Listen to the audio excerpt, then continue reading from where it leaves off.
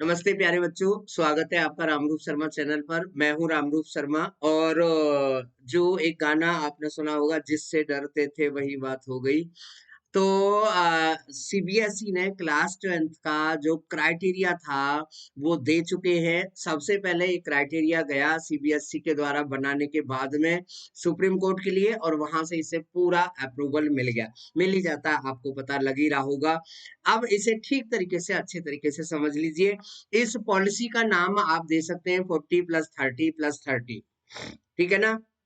तो for tabulation of marks for class 12th board examination 2021, due to the cancellation of board examination, the assessment of theory portion of 80, 70, 60, 50, 30 marks will be done by school based on the following। देखिए जरा, class 12th के जो marks हैं, class 12th के marks marks based on, अब इस पर क्या क्या चीजें होंगी क्लास 12th के, जो आपने यूनिट टेस्ट दिए हैं, जो मिड टर्म एग्जाम हुआ है, और जो प्री बोर्ड हुआ है, तीनों को मिलाकर, या तीनों को समरी करके, या तीनों का एवरेज लगा के, या तीनों का बेस्ट लेकर, ठीक है ना? उसका 40% आपको यहाँ पर दिया जाएगा। ठीक है, बहुत क्लियर है? अब बहुत क्लियर है ना? अच्छा, चलिए अब आ जाइए 11th पर। 11th क्लास में जो आपके मार्क्स थ्योरी कंपोनेंट में आए थे, प्रैक्टिकल में नहीं।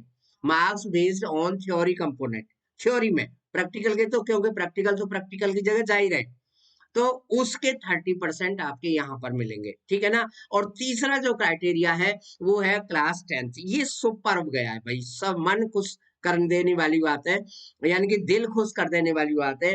Marks based on average theory component of best 3 performing subject out of 5 subject. बहुत क्लियर है, आप समझ गए होंगे। 5 सब्जेक्ट है। सपोज करिए एक बच्चे के 3 सब्जेक्ट में 97, 96 और 95 आए, बाकी में 85 और 83 आए। ठीक है ना? तो ऊपर वाले 97, ऊपर वाले नहीं, मतलब बेस्ट वाले 97, 96 और 95 ले लिया आपने, उसका एवरेज आपने निकाल दिया, और उसका एवरेज बना 96, और 96 का 30% यहाँ पर कर दिया गया।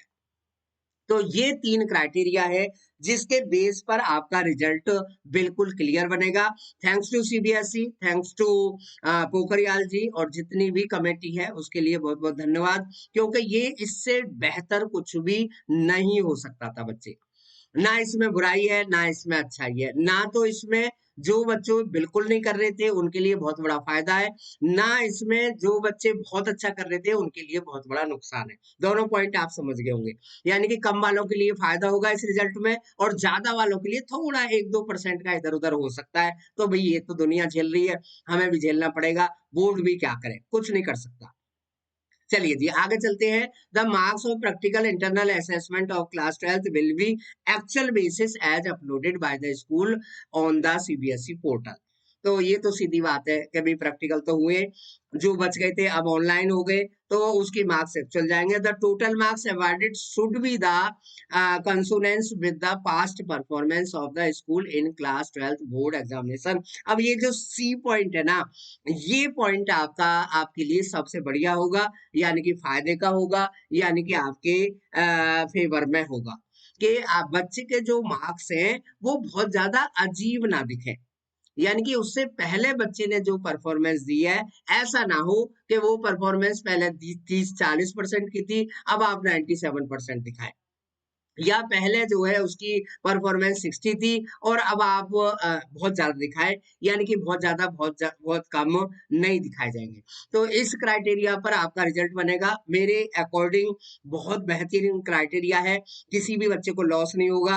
एक्यूरेसी तो भाई 100% एक्यूरेट तो हो ही नहीं सकता था, किसी भी तरीके से नहीं हो सकता था। ये बहुत सारी चीजें हैं ही, कि भाई क्लास 12th में प्री बोर्ड तक बच्चा जो है ना, जो बड़े बच्चे होते हैं, खासतौर पे बड़े का मतलब है जिनका टारगेट आईआईटी होता है, या जेई होता है, या नीट होता है, या दूसरे एग्जाम होते हैं, वो बच्चे प्री बोर्ड तक भी 100% स्कूल के साथ, शेड्यूल के साथ नहीं चलते हैं, वो अपने तरीके से ही चलते हैं।